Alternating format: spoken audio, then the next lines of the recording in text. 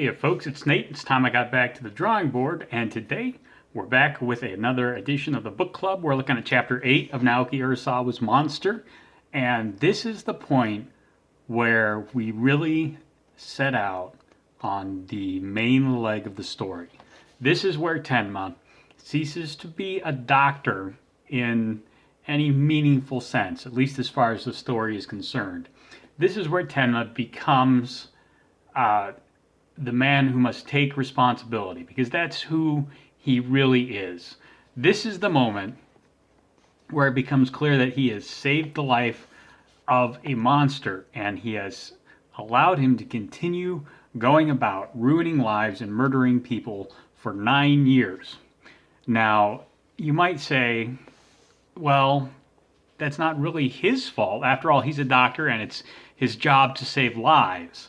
In fact, it was encountering Johann that really set Tenma back on the path of being a doctor who cares primarily about his patients, not about his money or his status or his research or any of those other things that helped him to grapple with the constant life and death burdens that he has to bear that really put Tenma back in touch with what it means to behave ethically as a doctor, and that's all true. But remember, in the Japanese cultural context that Tenma comes from,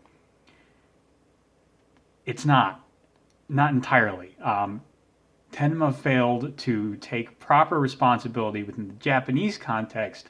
He saved his life that otherwise would have been lost, and that gives him some responsibility for what comes of that life.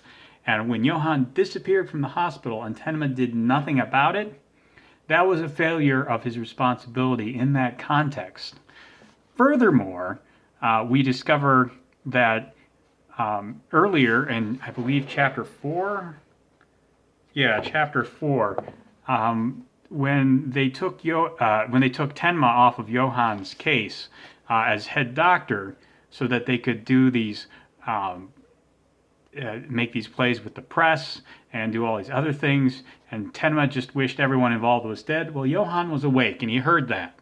He was the one who ultimately poisoned the hospital director and the head surgeon and the chief neurosurgeon, and cleared the way for Tenma's promotion.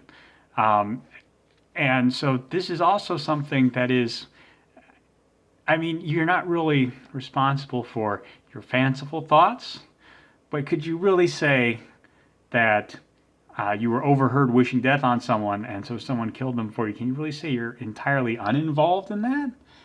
I mean, legally, obviously, you're not. Mens rea, as they say, the frame of mind to kill someone is really not there. But most moral systems, well, they say you're at least a little bit responsible for that. In the Bible, of course, it says if you have ever called your brother a fool, you are guilty of murder.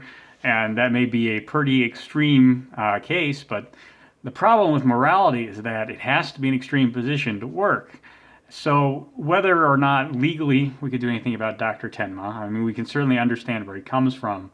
Morally, there is a weight that is going to weigh on him because of what Johann has done on his behalf. And that is something that he's going to carry for the rest of this story.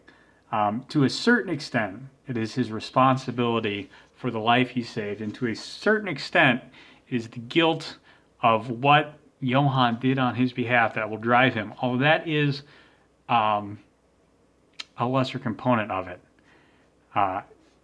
So just thematically, this is an incredibly important chapter, but it's a great chapter technically too. There are some issues with it. Basically, this entire chapter is a standoff between Johann and Tenma, with Herr Junkers in the middle. And one of the things that is a little weak in this chapter is Junkers, who just stands there and really sits there, his legs have given out, and provides some exposition.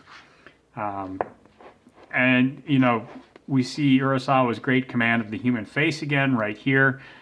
We can see the terror that Junkers has. He's convinced his boss is a monster, that he's going to be killed. And the whole time, Johann is just this figure in shadow looming there. Not only is that a great effect, I'm sure it was very easy to draw. So props to you there, Urosawa. You know, time-saving measures. Good call there. We also see a lot of the how dumbstruck Tenma is, and in his face in this chapter. He just really is having a hard time wrapping his head around the situation he's in, which seems very appropriate. Occasionally there are bursts of expression, as we see down here. He's trying to prevent Johann from shooting Junkers. And he does get angry because as a doctor he feels like this would be a waste of human life, I guess, for lack of a better way to put it. So all in all, there's a lot of exposition here that's delivered fairly well. The scenes are tense, partly because we see this gun pointed at Junkers at least once a page. That reminds us of the very real stakes that are still in play here. And unsurprisingly, by the end of the chapter, spoiler alert, Junkers is dead. And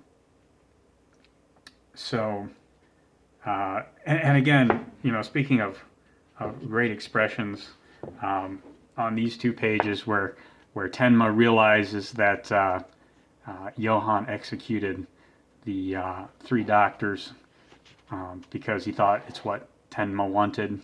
Very good case of expression. And we also have the dramatic page turn again here, because after Junkers is dead, Johann is walking away, and we have this incredible moment where Tenma looks out of the side of at him out of the side of his eye, and we see that that last panel really emphasizes, you know, he is looking. This is not a terrified glance to see if a threat is coming. This is somebody trying to understand what's going on. And then we get our first look at Johann's face. And, well, he's a pretty boy. Surprise, surprise. Most villains of his type are in manga, but what you gonna do? But again, you know, that use of the page turn to drive suspense, to build up what's about to happen. Very good there. We wrap up with Tenma visiting Inspector Lunge and telling him everything that happened. And, you know, Lunge takes it all down, and you know he's going to remember it because this brain remembers everything. That brain right there. And, but he doesn't believe it. And can you really blame him for not believing it? It is a bit of a tall tale. And that's the end of this chapter, really. Dr. Tenma leaves, and he has to deal with his guilt and shame. And in the meantime, what's being done about Johann? Is anybody going to do anything? Well, under normal cases, no. This would probably be the end of it. For most people, this would be the end. But the reality is that Tenma has created a monster, and now he has to deal with it because he is the man who will take responsibility for the monster. And we'll see that in Chapter 9.